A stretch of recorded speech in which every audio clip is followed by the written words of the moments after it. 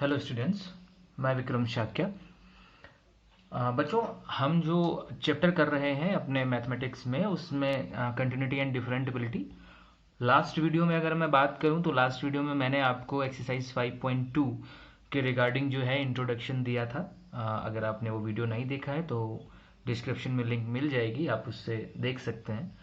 तो उसमें मैंने बताया था कि डिफरेंशिएशन क्या है, उसकी बेसिक डेफिनेशंस और कुछ जो हैं उसके फॉर्मूलाज जो थे वो मैंने डिस्कस किए थे। तो आज हम लोग जो है इस एक्सरसाइज के न्यूमेरिकल्स कंप्लीट करेंगे। हालांकि पिछले वीडियो में भी मैंने सोचा कि मैं न्यूमेरिकल करा दूं, बट एक्सप्लेनेशन में वो फिर वीडियो इतना बड़ा हो गया कि फिर न्यूमेरिकल मैंने उसमें करा नहीं पाया, तो मैंने उसके लिए एक नया वीडियो बनाया। तो आइए देखें कि हम किस तरीके से न्यूमेरिकल कर सकते हैं। वो सारे फॉर्मूले आपको याद होने चाहिए। यहाँ पर अगर हम देखें तो इसमें दो टाइप के न्यूमेरिकल हैं। 1 to 8 जो है वो डेरिवेटिव फाइंड करना है उनका, या डिफ्रेंशिएशन करना है। और जो 9th और 10th क्वेश्चन हैं ये है डिफरेंशिबिलिटी चेक करने के लिए कि डिफरेंटिबल फंक्शन है या नहीं। जैसे चैप्टर का नाम ही है कंटिन्यूटी एंड डिफरेंटिबिलिटी, तो 9th और 10th जो है वो डिफरेंटिबिलिटी चेक करने के लिए है, मतलब उनका थोड़ा कॉन्सेप्ट अलग रहेगा। और जो 1 to 8 हैं ये सेम रहेंगे, ये एक जैसे ही रहेंगे। तो मैं 2-3 क्वेश्चनों का एग्जाम्पल आपके सामने दूंगा और फिर मैं छोड़ दूंगा इसको, और फिर 9th और 10th के बारे में डिस्कस करूंगा। ठीक है, तो स्टार्ट करते हैं हम लोग पहले क्वेश्चन के साथ। जो पहला क्वेश्चन है हमारे पास वो है differentiate D upon D X of sine x square plus 5। आपके सामने विजिबल होगा, क्लियर। तो D upon D X of sine x square plus 5 आपको इसका डिफरेंशिएट करना है। आइए देखें कैसे करेंगे। मैंने लास्ट वीडियो में आप लोगों को बताया था कि D upon D X of sine x, मतलब साइन एक्स का जो डिफरेंशिएशन होता है वो क्या होता है, इसके बारे में मैंने आप लोगों को लास्ट वीडियो में बताया था। बुक में फॉर्मूले भी दिए गए हैं। तो साइन एक्स का जो डिफरेंशिएशन होता है वो होता है कॉस एक्स, आप सभी जानते हैं। तो फॉर्मूला तो यहां पर हम वही लगाएंगे, लेकिन साइन और यहां पर एंगल कितना है, एक्स स्क्वायर प्लस 5। ठीक है, तो मैंने इसके बारे में भी आपको प्रीवियस वीडियो में बताया था कि अगर किसी फंक्शन जिसका आपको डेरिवेशन करना है उसमें कोई चीज जो है वो आपके स्टैंडर्ड फॉर्मूले से कुछ अलग है। जैसे अगर हम यहां देखें स्टैंडर्ड फॉर्मूले में साइन के साथ जो एंगल होना चाहिए वो एक्स होना चाहिए, तो उस केस में आपका जो डेरिवेटिव होता है वो कॉस एक्स हो जाता है। लेकिन अगर आप यहां देखेंगे तो यहां पर साइन के साथ जो एंगल है वो एक्स नहीं है, वो है एक्स स्क्वायर प्लस 5। मतलब चेंज है एंगल में, रियल जो एंगल होना चाहिए था उससे थोड़ा सा चेंज है। तो उस केस में क्या करते हैं, मैंने बताया था कि सबसे पहले तो आपको यही मान के चलना है कि ये एक्स ही है। और अगर ये एक्स होता तो साइन एक्स का डेरिवेटिव कितना होता, कॉस एक्स। तो एक्स की जगह वही रखो अभी, एक्स स्क्वायर प्लस 5, क्योंकि रियल में तो वही है। ये माइंड में सिर्फ सोचना है कि सपोज ये एक्स है तो साइन एक्स का डेरिवेटिव कितना हो जाएगा, कॉस एक्स। ठीक, लेकिन रियलिटी तो ये है कि ये एक्स तो था नहीं, एक्स से डिफरेंट था। तो मैंने बताया था कि अगर किसी फंक्शन में कोई चीज पहले से डिफरेंट है तो क्या करिए, मल्टीप्लाई में उसका एक बार और डिफरेंशिएशन कर दीजिए। तो डिफरेंशिएशन किसका होगा, एक्स स्क्वायर प्लस 5 का, क्योंकि एक्स की जगह चेंज कितना था, एक्स स्क्वायर प्लस 5 था। तो इसीलिए जो चेंज हुआ है वेरिएबल उसका डिफरेंशिएशन करना है और उसे मल्टीप्लाई में लिखना है। ठीक है, तो अगर हम देखें इसे, तो अगर हम इसका डिफरेंशिएशन करेंगे तो एक्स स्क्वायर का तो आप अच्छे से जानते हो, एक्स की पावर एन से हो जाएगा। एक्स की पावर एन से होगा तो पावर आगे आएगी, यानी कि 2 आगे आएगी, और इसके ऊपर एक कम बचेगी तो वो एक्स बचेगी। और जब 5 का करोगे तो 5 तो टोटली कांस्टेंट टर्म है, तो वो तो जीरो हो जाएगा, क्योंकि कांस्टेंट टर्म का डेरिवेटिव हमेशा जीरो होता है। तो इसका तो केवल कितना बचा तुम्हारा 2x, और साथ में तुम्हारे पास है कॉस एक्स स्क्वायर प्लस 5। ठीक, तो देख लीजिए, बहुत ही सिंपल कॉन्सेप्ट है। सेम वही कॉन्सेप्ट कि पहले तो हमने स्टैंडर्ड फॉर्मूले को यूज किया और उसके बाद जो चीज स्टैंडर्ड फॉर्मूले से डिफरेंट थी उसका दोबारा से डिफरेंशिएशन कर दिया और मल्टीप्लाई में लिख दिया। ठीक, आगे बढ़ते हैं दूसरे क्वेश्चन की तरफ। एक बार कॉन्सेप्ट समझ जाइए, फिर प्रॉब्लम नहीं आएगी क्वेश्चनों को करने में। अगर मैं दूसरे क्वेश्चन की तरफ बढ़ूं तो दूसरे क्वेश्चन में आपको डिफरेंशिएट करना है D upon D X of cos, और एंगल में आपको दिया गया है साइन एक्स। याद रखना इस बार, कॉस और जहां पर नॉर्मली एक्स होता है वहां पर उन्होंने क्या कर दिया है, साइन एक्स। मतलब साइन एक्स जो है वो टोटल एंगल पे है, आप देख भी पा रहे होंगे, ब्रैकेट उन्होंने बिल्कुल क्लियर लगाया हुआ है। तो देख लेते हैं कैसे करेंगे। सबसे पहले तो कॉस और इसे x मानो, क्योंकि नॉर्मली ये x ही ट्रीट करेगा। तो कॉस और इसे x मानो, तो कॉस x का डेरिवेटिव क्या होता है, कॉस x का डेरिवेटिव होता है बच्चों माइनस साइन x। फॉर्मूले आपको याद होंगे, तो माइनस साइन और फिर x, x की जगह क्या है, x की जगह साइन x है, क्योंकि हमने इसी को तो x ट्रीट कराया ना, तो माइनस साइन और x की जगह कितना हो जाएगा तुम्हारा sine x। Okay, I hope इतनी बात समझ आई होगी। cos और मैंने इसको x ट्रीट कराया, तो cos x का डेरिवेटिव माइनस ऑफ साइन और x की जगह साइन x। फिर से वही चीज कि रियलिटी में x होना चाहिए था, लेकिन है थोड़ी x तो x की जगह पे तो साइन x है, तो फिर इसका मतलब है मैंने सेम वही कॉन्सेप्ट कि जो भी चीज डिफरेंट है, तो डिफरेंट क्या है, जहां पर cos x होना चाहिए, मतलब x की जगह पे साइन x है, तो कोई बात नहीं, आप साइन x का दोबारा डिफरेंशिएट करिए और मल्टीप्लाई में लिख दीजिए। आई होप समझ आ गया होगा। तो साइन x का डेरिवेटिव कितना होता है, cos x। साइन x का डेरिवेटिव cos x, तो cos x लिख दीजिए पहले, और ये साइन और एंगल में इसके साथ साइन x, और ये रहा आपका एक एक्स्ट्रा माइनस, तो ये रहा इसका आंसर। आई होप ये बात भी समझ आ गई होगी, बहुत ही सिंपल है। आगे बढ़ते हैं हम अपने तीसरे क्वेश्चन की तरफ। थर्ड क्वेश्चन में आपसे कहा गया है कि डिफरेंशिएट करिए आप sine ax plus b. Sine angle में आपके साथ प्रॉपर क्लियर है, बिल्कुल एंगल ब्रैकेट लगाया गया है, तो साइन ax प्लस बी, कोई बात नहीं, देखते हैं क्या होगा। तो सेम वही कॉन्सेप्ट, साइन और इसको थोड़ी देर के लिए क्या करिए, x ट्रीट कराइए। इसको अगर x ट्रीट कराओगे तो साइन और ये पूरा x बोला जाएगा, तो साइन x का डेरिवेटिव होता है बच्चों cos x, तो cos और x की जगह ऑब्वियसली वही है ax प्लस बी। समझ आ रहा होगा। तो साइन और ये पूरा x, तो साइन x का डेरिवेटिव cos x, लेकिन फिर से वही प्रॉब्लम कि रियलिटी में ये x थोड़ी है, ये तो ax प्लस बी है, तो जो अगर चेंज है तो फिर आपको दोबारा करना पड़ेगा, तो d अपॉन dx आपको किसका करना पड़ेगा, ax प्लस बी। ये चीज बच्चों आप अच्छे से समझो कि जो चीज चेंज होती है उसका हम डेरिवेटिव कैसे करते हैं, ठीक, यही डेरिवेशन का एक बेसिक पॉइंट है। इसके अलावा आपको कहीं पर डेरिवेशन में प्रॉब्लम नहीं आएगी। जो चीज डिफरेंट है, जैसे साइन होना चाहिए x लेकिन है ax प्लस बी, तो ax प्लस बी का आपको दोबारा करना पड़ेगा, और नॉर्मली वो cos x की जगह तो वो तो रहेगा ही रहेगा। तो आप इसका देखो डेरिवेटिव कितना होगा, यहाँ ऑब्वियसली a और b तो दोनों कांस्टेंट है, तो अगर आप जब ax का करोगे, ax का क्योंकि प्लस लगा है तो ax का अलग होगा और b का अलग होगा, मैं थोड़ा डायरेक्ट कर रहा हूं। ax का करोगे तो a तो कांस्टेंट हो गया, तो वो तो बाहर आ जाएगा, और बचा x का x के ही रिस्पेक्ट में कितना होता है 1, तो x का x के ही रिस्पेक्ट में 1, मतलब टोटल कितना बचा a, और जब b का डिफरेंशिएट करने जाओगे तो b तो टोटली कांस्टेंट टर्म है, और कांस्टेंट टर्म का डेरिवेटिव मैंने प्रीवियस वीडियो में बताया है कि कितना होता है, 0 होता है, तो टोटल यहां से कितना बचेगा a, और साथ ही साथ क्या बचेगा cos ax प्लस बी, और यही तुम्हारा आंसर।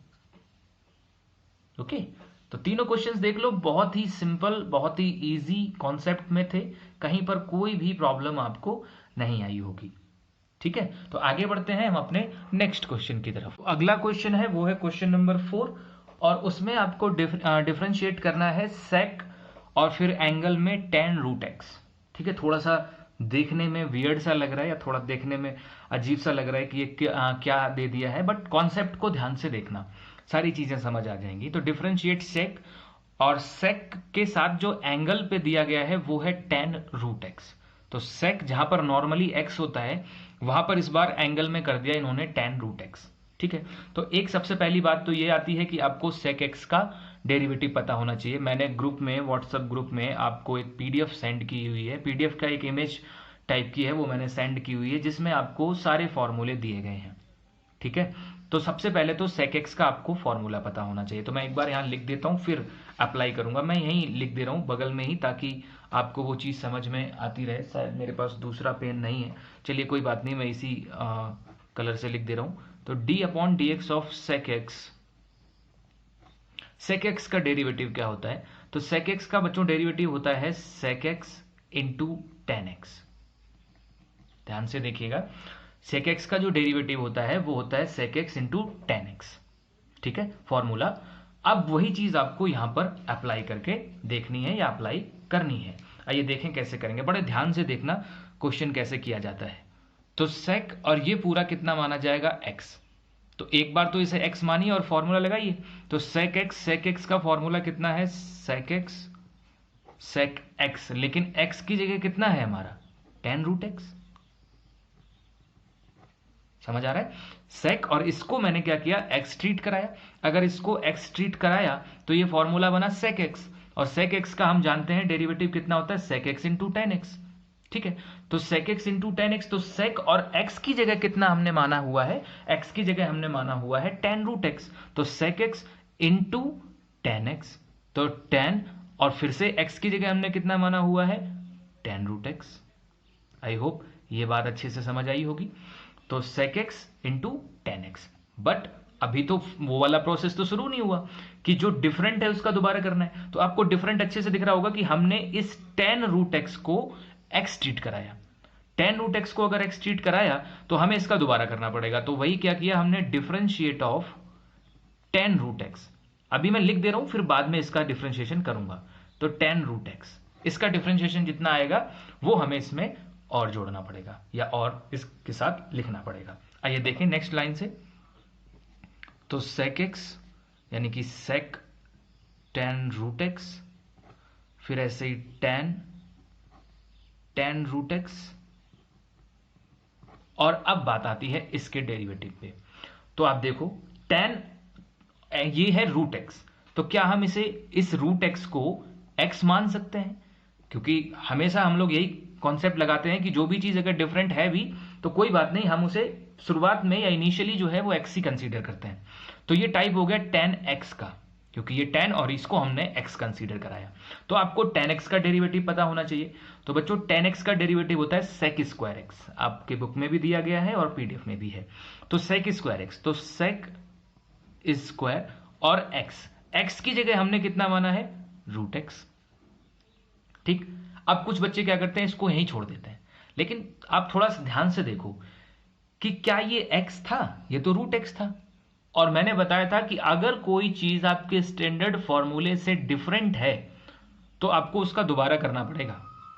तो सेम वही कॉन्सेप्ट यहां पर है कि आपको अब इसका दोबारा करना, सॉरी फॉर डिस्टर्बिंग। ओके, तो अगर हम देखें अब इसका आपको दोबारा करना पड़ेगा, यानी कि sec स्क्वायर रूट x, तो रूट x का आपको दोबारा करना पड़ेगा। अगर रूट x का दोबारा करना पड़ेगा तो रूट x का कैसे करेंगे वो देख लेते हैं, क्योंकि हमने जो रूट x है उसको x माना हुआ है। तो हम इसमें एक लाइन और जोड़ेंगे कि डिफरेंशिएट ऑफ रूट x। ठीक है, और एक चीज और, क्या हम रूट x को ऐसे लिख सकते हैं x की पावर 1/2? बात वही होती है, आप लोग अच्छे से जानते हैं। तो देख लो कॉन्सेप्ट कि पहले tan x का किया sec स्क्वायर x, लेकिन x नहीं था, रूट x था, तो रूट x का आपने दोबारा किया। तब तक दोबारा होता रहेगा जब तक कि आपका स्टैंडर्ड फॉर्मूला नहीं बन जाता है। आगे बढ़ते हैं। तो sec tan root x, tan root x, sec square x। अब बात आई कि इसका डेरिवेटिव कितना होगा। तो ये बहुत सिंपल है, ये है x की पावर n के टाइप का। आप देखो x की पावर n, प्रॉपर x की पावर n, और x की जगह x ही है, मतलब वेरिएबल सेम वही है जैसा कि फॉर्मूले में होता है। और n कांस्टेंट कुछ भी हो सकता है, मैंने प्रीवियस वीडियो में बताया था कांस्टेंट कुछ भी हो सकता है।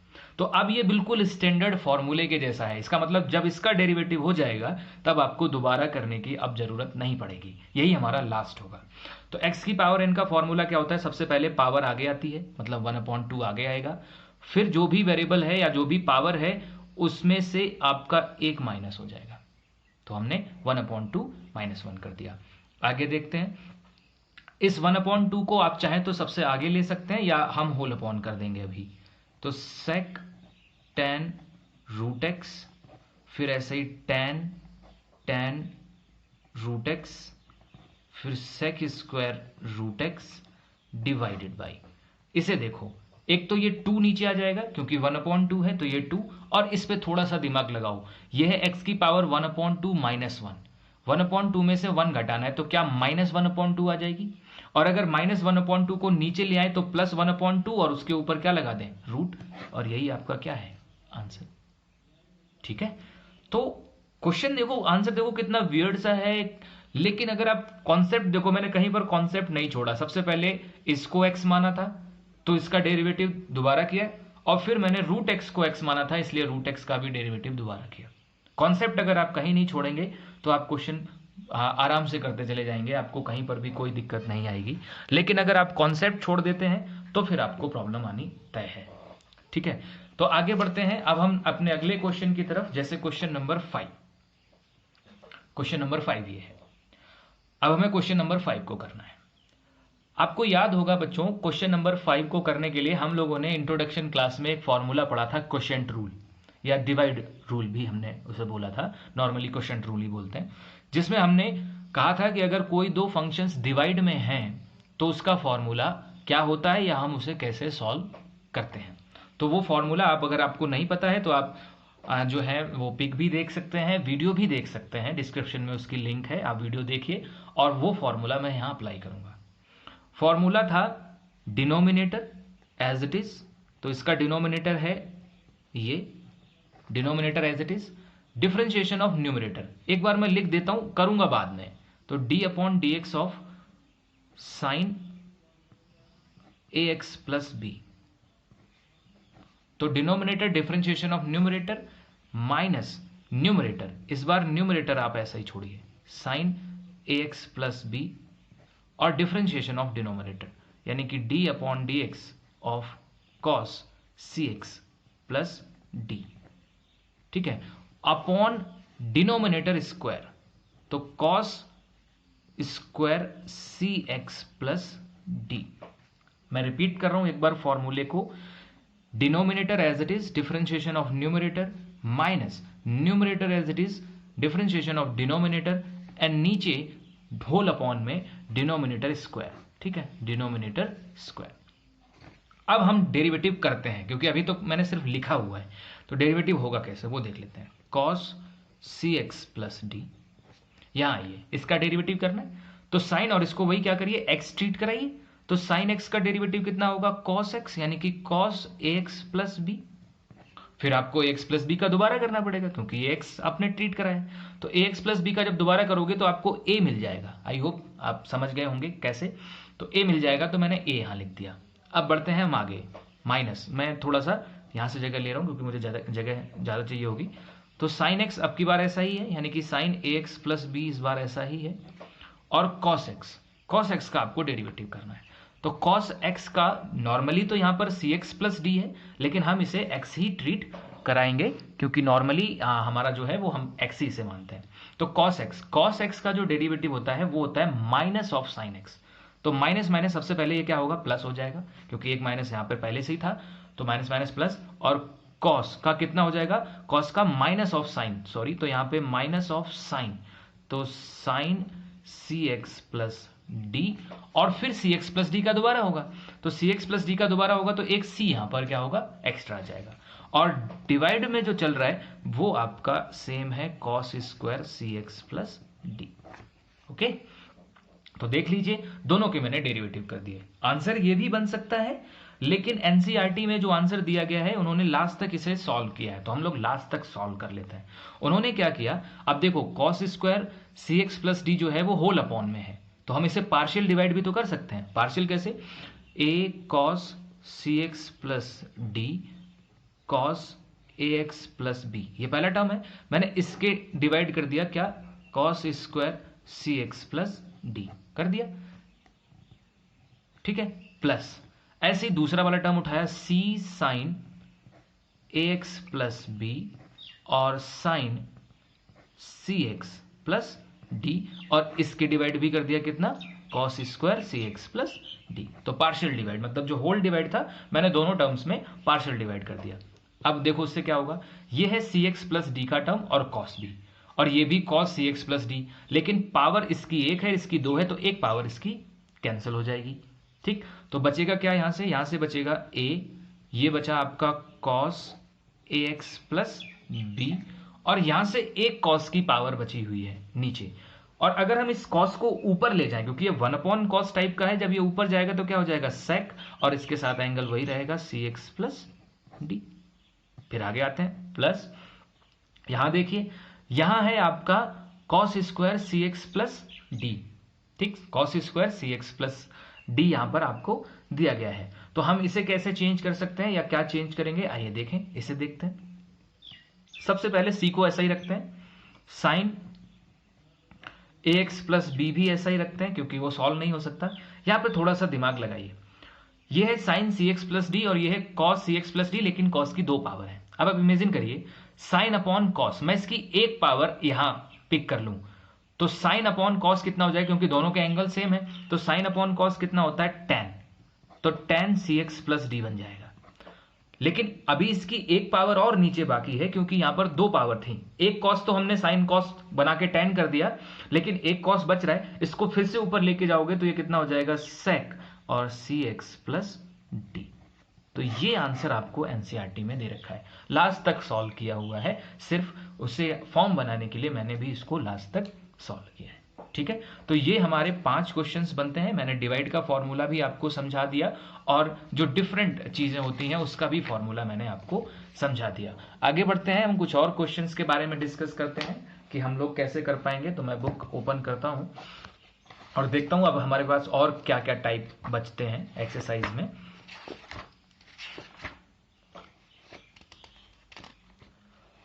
तो 5 क्वेश्चंस मैंने कंप्लीट कर दिए। अब 6, 7 और 8 3 क्वेश्चंस आपके ऊपर बचते हैं। मैं हिंट थोड़ा कर देता हूं, जैसे 6th है, 6th में क्या होगा, ये 2 टर्म्स हैं, दोनों के दोनों वेरिएबल्स हैं, दोनों के दोनों अगर वेरिएबल्स हैं तो यहां पर लगेगा प्रोडक्ट रूल। आप लोगों को मैंने समझाया था अपने प्रीवियस वीडियो में कि यहां पर प्रोडक्ट रूल लगेगा, जैसे यहां पर क्वोशिएंट रूल लगा है वैसे ही यहां पर प्रोडक्ट रूल लगेगा, या चेन रूल जिसे हम बोलते हैं, दोनों एक ही होता है तो वो लगेगा। तो वही फर्स्ट फंक्शन फिर सेकेंड का डेरिवेटिव प्लस सेकेंड फंक्शन और फर्स्ट का डेरिवेटिव, जो चीज डिफरेंट हो उसका आपको दोबारा करना है।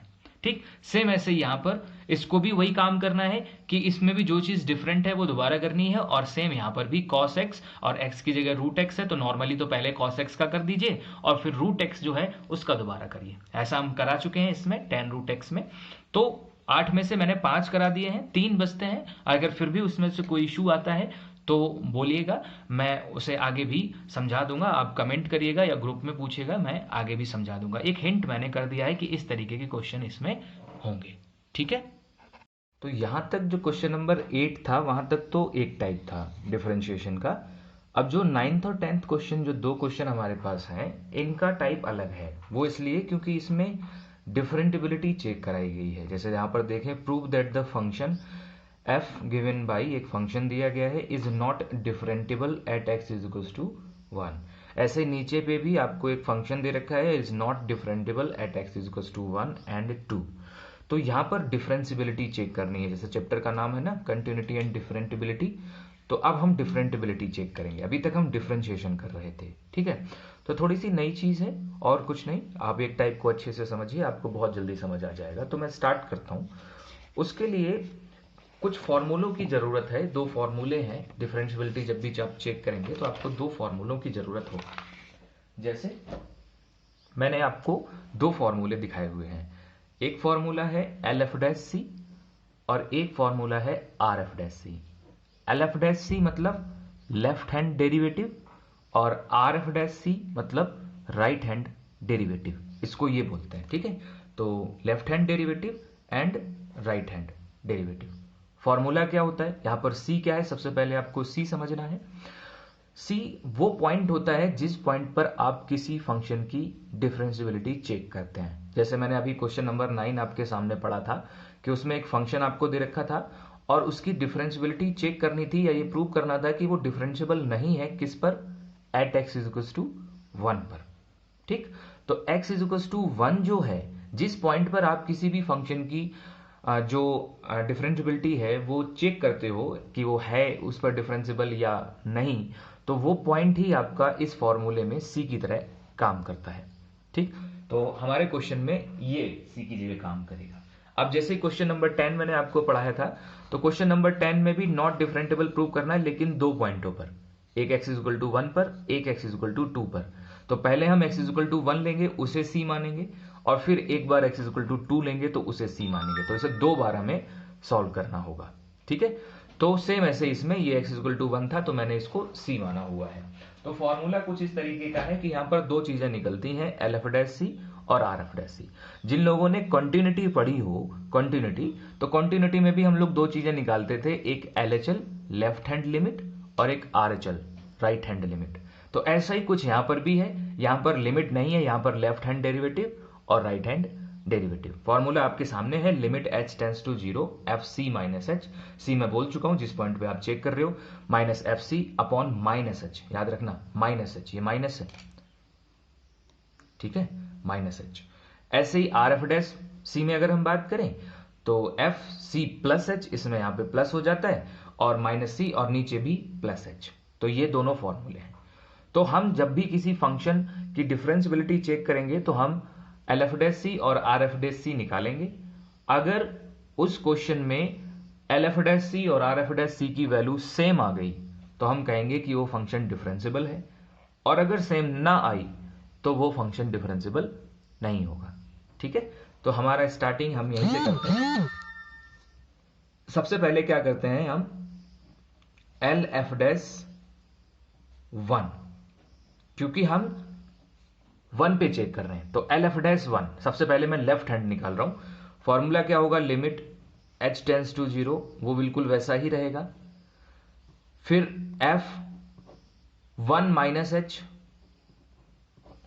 माइनस f1 और डिवाइडेड बाई माइनस h। ठीक है, बहुत सिंपल है, आराम से आप समझ सकते हैं। अब हम आगे अगर बढ़ें तो लिमिट h टेंड्स टू 0, यहां देखिए f1 माइनस h आपका fx है ये, तो यहां पर क्या है, देखो यहां पर fx मतलब x है, तो ये वैल्यू ये है x माइनस 1। अब अगर मैं आपसे कहूं कि आपको f1 माइनस h की वैल्यू निकालनी है, 1 माइनस h का मतलब है इन द प्लेस ऑफ x, जहां पर x है वहां पर आपका कितना है 1 माइनस h, क्योंकि ये है fx तो यहां पर x है, यहां पर है f1 माइनस h यानी कि यहां पर 1 माइनस h है। तो आपको इस RHS में भी जहां पर x है वहां पर कितना करना है 1 माइनस h। तो आप क्या करिए, अगर आपको इसकी वैल्यू चाहिए तो आप क्या करिए, मॉड लगाइए, x की जगह वैल्यू रखिए 1 माइनस h, और ये माइनस 1 जो है वो एक्स्ट्रा है ही, तो माइनस 1। ठीक है, सेम यहां आइए f1, तो f1 में क्या है कि जहां पर x होना चाहिए था वहां पर कितना है 1 है, तो कोई बात नहीं, आप अपनी आरचेस में भी क्या करो, जहां पर x है वहां पर कितना कर दो 1, तो 1 minus 1 and divided by minus h। ठीक है, आगे बढ़ते हैं, लिमिट h टेंड्स टू 0, इस माइनस से ये माइनस कैंसिल हो जाएगा, सॉरी प्लस कैंसिल हो जाएगा, और माइनस h के ऊपर मॉड लगा है तो बाहर प्लस h निकलेगा, और यहां पर भी ये 1 से 1 कैंसिल हो जाएगा तो 0 बच गया, नीचे बचा माइनस h। आप h से h कैंसिल कर दो तो एल एफ डैश 1 की जो वैल्यू होगी वो होगी माइनस 1। अब बढ़ते हैं हम आर एफ डैश 1 की तरफ, लिमिट h टेंड्स टू 0। ठीक है, फॉर्मूला लगाते हैं, f यहां पर हो जाएगा इस बार 1 प्लस h माइनस f1 और डिवाइडेड बाई पॉजिटिव h, क्योंकि आर एफ डैश में पॉजिटिव होता है। तो यहां चलते हैं, limit h tends to 0, 1 plus h, same वही प्रोसीजर कि जहां पर इस बार x है वहां पर इस बार 1 प्लस h है, तो इस वैल्यू में भी जहां पर x है वहां पर आप 1 प्लस h पुट कर दो, तो उससे क्या होगा, mod 1 plus h minus 1 and minus वही f1, तो f1 की वैल्यू तो 0 होती है तो मैं यहीं लिख दे रहा हूं वही 1 माइनस 1 करके, पिछली बार जैसे मैंने लिखा था, और डिवाइडेड बाई h। फिर से वही 1 से 1 फिर कैंसिल होगा, यहां भी 1 से 1 फिर कैंसिल होगा। अब की बार मॉड के अंदर पॉजिटिव h है, अगर पॉजिटिव है तो ऑब्वियसली बाहर भी पॉजिटिव ही निकलेगा और नीचे भी पॉजिटिव है, तो पॉजिटिव पॉजिटिव कैंसिल हो गए, वैल्यू कितनी बची 1। ठीक, तो आप देख लीजिए यहां पर जो लेफ्ट हैंड डेरिवेटिव है और जो राइट हैंड डेरिवेटिव है उनकी जो वैल्यूज हैं वो डिफरेंट हैं। क्यों, क्योंकि लेफ्ट हैंड डेरिवेटिव की वैल्यू है माइनस 1 और राइट हैंड डेरिवेटिव की वैल्यू है प्लस 1। ठीक है, और मैंने कहा था कि अगर किसी फंक्शन के लिए लेफ्ट हैंड डेरिवेटिव और राइट हैंड डेरिवेटिव की वैल्यू इक्वल नहीं होती हैं तो वो फंक्शन नॉट डिफरेंटेबल होता है, तो यही प्रूव करना था। तो आप यहां लिख सकते हैं, here L F dash 1 which means left hand derivative does not is equals to r f dash 1। ठीक, लेफ्ट हैंड डेरिवेटिव शॉर्ट में लिख देते हैं लेफ्ट हैंड डेरिवेटिव, यानी कि LHD does not is equal to RHD। और बस यही हमें प्रूव करना था कि भाई फंक्शन नॉट डिफरेंटेबल होना चाहिए। तो देख लीजिए, बस एक नया फॉर्मूला यूज हुआ है, इसके अलावा कुछ भी नया नहीं है, आप आराम से समझ सकते हैं। आइए आगे बढ़ते हैं, हम लोग नेक्स्ट क्वेश्चन की तरफ चलते हैं। Question number 10। क्वेश्चन नंबर 10 मैंने अभी आपको थोड़ी देर पहले पढ़ाया ही था। उसमें कहा गया है कि prove that the greatest integer function, ये थोड़ा सा आपको ध्यान रखना है, ग्रेटेस्ट इंटीजर फंक्शन, और आई होप ये पहली बार आपके सामने नहीं आया होगा, ये पहले भी आ चुका है ग्रेटेस्ट इंटीजर फंक्शन। फिर भी मैं एक्सप्लेन कर दूंगा कि इसका मतलब क्या है। डिफाइंड बाई, आपको एक डिफाइन कर रखा है, f x is equal to, ये जो ब्रेकेट लगा होता है, ये बड़ा सा ब्रेकेट, ये ग्रेटेस्ट इंटीजर फंक्शन का होता है। हमेशा याद रखिए, ऐसा ब्रेकेट कभी भी लगे तो समझ लीजिए ये ग्रेटेस्ट इंटीजर फंक्शन का ब्रेकेट है। ठीक है, इज नॉट डिफरेंटेबल, 2 पॉइंटों पर आपको नॉट डिफरेंटेबल प्रूव करना है, एक 1 पे एक 2 पे। मैं एक पॉइंट पे आपको करके दिखा देता हूं 1 पे, और जैसे 1 पे होगा वैसे ही 2 पे होगा, दूसरा पार्ट आप अपने आप कर पाएंगे। तो आइए देखें, बढ़ते हैं करने की तरफ। तो ये रहा हमारा क्वेश्चन नंबर 10। इसमें वही मैंने फंक्शन लिख दिया, f x is equal to greatest integer function of x, और पहला पॉइंट मैंने ले लिया at x is equal to 1, और मैं इस पे चेक करूंगा। इस पर चेक करने से पहले मैं कुछ चीजें आपको बता दूं कि इस ग्रेटेस्ट इंटीजर फंक्शन का मतलब क्या होता है। मैं थोड़ा सा इंट्रोडक्शन दे दूं इसके बारे में। देखिए, ये लिखा हुआ है, ये सबसे पहले ऐसा ब्रैकेट लगाइए ग्रेटेस्ट इंटीजर फंक्शन के लिए बड़ा सा। इसका मतलब क्या है, सपोज अगर आप इसमें x की जगह वैल्यू पुट करते हो 1.7 और आप चाहते हो कि इसको सॉल्व करके, यानी कि ब्रैकेट हटा के वैल्यू बाहर कितनी निकलेगी ये आपको बताना है, तो इस ब्रैकेट का नाम ही है ग्रेटेस्ट इंटीजर फंक्शन। अगर आप नाम को ही सही से देखोगे, ग्रेटेस्ट इंटीजर फंक्शन, मतलब इस ब्रैकेट के बाहर हमेशा इंटीजर निकलेगा, इंटीजर, और इंटीजर भी ग्रेटेस्ट, जो सबसे बड़ा इंटीजर हो। तो अगर हम 1.7 में देखें, इंटीजर के बारे में आप लोग अच्छे से जानते होंगे, इंटीजर कभी डेसिमल्स में नहीं होते। जैसे 1 2 3 4 ये इंटीजर है, सॉरी 1 2 3 4 ये सारे इंटीजर हैं।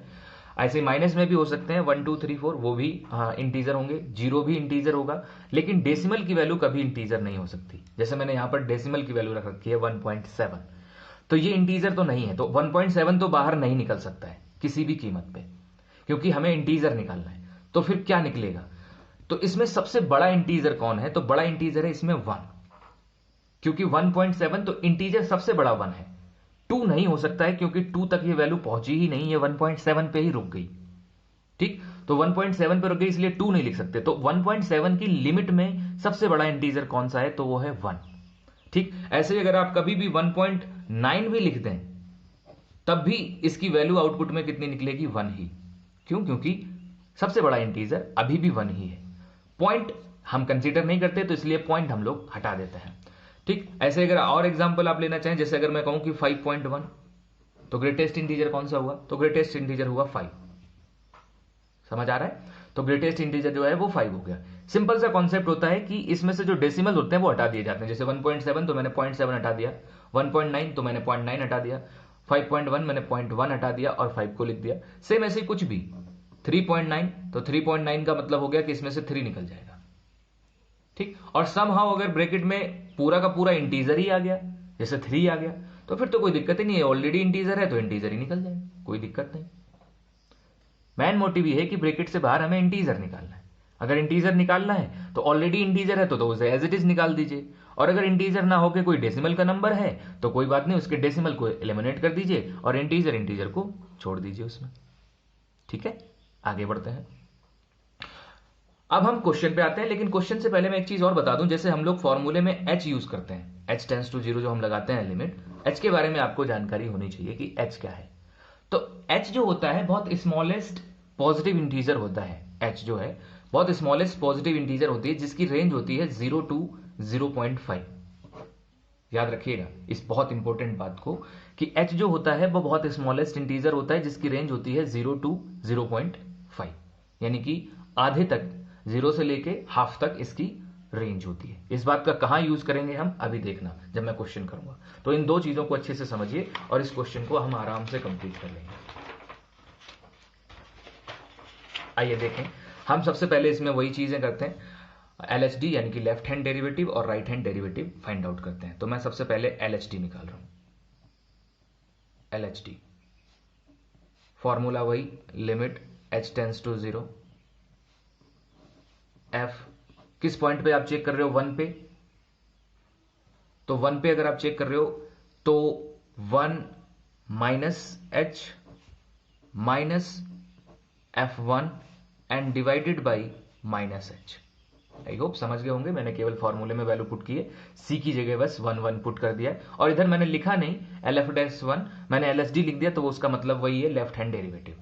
ठीक है, यहां पर आते हैं लिमिट h टेंड्स टू 0, ध्यान से देखना, सेम वही चीज fx, और यहां पर है F1 माइनस एच, तो in the place of x we will put 1 minus h, तो यहां पर आ जाइए greatest integer function, in the place of x 1 minus h, यहां पर माइनस F1, तो in the place of x 1 put कर दीजिए, यही रहा 1, और डिवाइडेड बाई माइनस एच। ध्यान से देखते रहना, आगे बढ़े, लिमिट h टेंड्स टू 0, यहां आइए 1 माइनस एच। अब ध्यान से सोचो, जो मैंने अभी थोड़ी देर पहले बताया था कि h जो होता है वो कहां से कहां तक लाई करता है, h की जो लिमिट होती है वो 0 टू हाफ होती है, मतलब 0 और हाफ तक वो लाई करता है।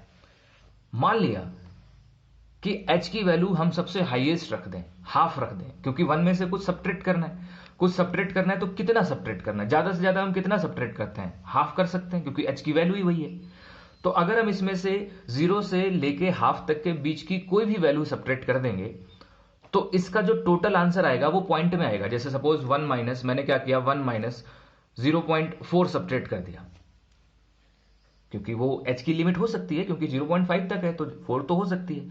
तो अगर मैंने 1 माइनस 0.4 सब्ट्रैक्ट कर दिया तो कितना बच गया, 0.6, और 0.6 चूंकि ये ग्रेटेस्ट इंटीजर लगा हुआ है, तो ग्रेटेस्ट इंटीजर लगा हुआ है तो वैल्यू कितनी निकलेगी, मैंने कहा था कि डेसिमल में डेसिमल को हटा दो तो वैल्यू कितनी निकलेगी, 0।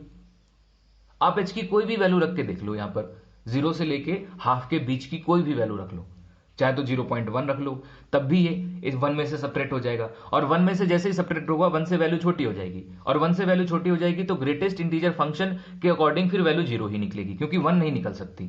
क्यों, क्योंकि वो 1 से तो छोटी हो गई ना, क्योंकि हमने उसमें से h सब्ट्रैक्ट कर दिया, तो सब्ट्रैक्ट करने से क्या हुआ कि वैल्यू छोटी हो गई 1 से, और 1 से छोटी हो गई तो ग्रेटेस्ट इंटीजर फंक्शन से वैल्यू हमेशा कितनी निकलेगी, 0। आपको एग्जांपल और ले सकते हैं, जैसे मैंने कहा कि h की वैल्यू आप क्या ले लो, 0.2। अगर आप 0.2 ले लेते हो तो 0.2 लेने के बाद आप क्या करोगे, इसमें से सब्ट्रैक्ट करोगे, तो सब्ट्रैक्ट करोगे तो कितना बचेगा, 0.8, और 0.8 की वैल्यू भी कितनी निकलेगी बाहर, 0 ही निकलेगी।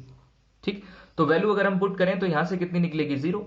यहां से अगर हम देखें तो 1 है, और यहां से h सॉल्व करें अगर हम इसे, तो limit h tends to 0, sorry यहां माइनस भी है, तो माइनस से माइनस सबसे पहले कैंसिल कर दीजिए, यहां बच जाएगा 1/h, और अगर हम इसमें h टेंड्स टू 0 रखेंगे तो वैल्यू कितनी हो जाएगी, इंफिनिटी। आप जानते हो 0 का उल्टा इंफिनिटी होता है। और एक चीज याद रखो बच्चों, कि जब भी आप डिफरेंशियबिलिटी चेक कर रहे हो या कंटिन्यूटी चेक कर रहे हो, और अगर उसमें किसी भी लिमिट की वैल्यू 0 इनफाइनाइट आ जाती है, मतलब नॉट डिफाइंड वैल्यू कोई आ जाती है, तो फिर उस केस में वो फंक्शन कभी भी ना तो कंटिन्यूअस हो सकता है और ना ही डिफरेंशिएबल हो सकता है। अब आप चाहें तो इसका RHD भी निकाल लें, उसमें मुझे कोई दिक्कत नहीं, आप RHD भी सिंपली ऐसे ही कैलकुलेट कर लेना, लेकिन ये पहला ही इंफिनिटी आ गया है, इसका मतलब ये है कि अब ये फंक्शन नॉट डिफरेंशिएबल ही होगा, ये कभी भी डिफरेंशिएबल नहीं हो सकता है। ठीक है, तो हम लोग बात करेंगे आगे के लिए। तो RHD अगर आप निकालना चाहें तो लिमिट h टेंड्स टू 0 आप लगा लीजिएगा F1 plus h minus F1 divided by h। तो आप चाहे तो इसे सॉल्व कर लीजिएगा, limit h tends to 0 1 plus h का मतलब 1 से बड़ा, जब 1 से बड़ी वैल्यू हो जाएगी तो ग्रेटेस्ट इंटीजर फंक्शन वैल्यू 1 ही निकलेगी, और ऐसे यहां पर भी 1 और ऐसे यहां पर भी 1 में से 1 सब्ट्रैक्ट कर देंगे, वैल्यू कितनी आ जाएगी, 0। और आप देख लीजिए LHD और RHD की वैल्यू 0 नहीं, बराबर नहीं, और अगर बराबर नहीं है तो आप समझ लीजिएगा कि ये फंक्शन कभी भी डिफरेंशिएबल नहीं होगा।